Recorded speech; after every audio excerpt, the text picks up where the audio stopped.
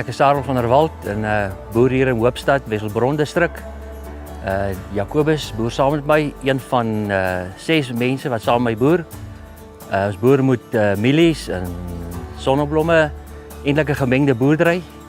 John Deere se tegnologie met die rekenaars en om jou data na jou huis toe te vat om jou beplanning te doen, is baie gemaklik en operatorsvriendelik, as ek dit so kan stel.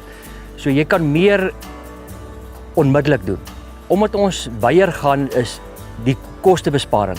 Jy kan nie weer groter gaan nie. So ons moet nou weier gaan om die kostes af te bring, rand per hektaar. En dit is die tegnologie, die stelsel op die trekker maak dit vir ons baie moontlik. Die trekkers het ons baie gemaklik gemaak. Die staantyd is minder, ons het baie minder trekkers op die lande self. Nou kan ons, wat ons altyd gedoen het met 8 trekkers, kan ons nou doen met 2 trekkers van hierdie groot trekkers.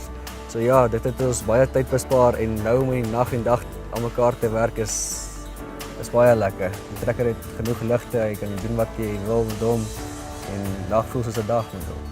Ons begin rip met 6 rye met hom, dan wat ons kwai like van John Deere is hulle RTK sein.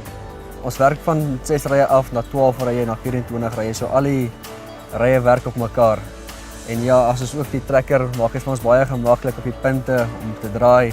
Hy werk baie gerieflik. Ons het al die sisteme getoets. Ek gaan nie name noem nie, maar ons het al die sisteme getoets en die John Deere stelsel is die stelsel wat vir ons werk. Soos nou net deur Sarel en Jacobus verwys is, die John Deere en Senwes Equipment tegnologiepakkie is 'n moed vir elke boerdery. Die data wat versamel word, kan gebruik word om sinvolle en effektiewe besluite te neem in u boerdery. Die direkte skakel tussen die trekker en die 24-uur call center maak dit moontlik om oor 'n afstand diagnose en programmering te kan doen, wat ook so kan help om voorkomend te kan optree. Skakel gerus vir meer inligting oor ons tegnologie oplossings.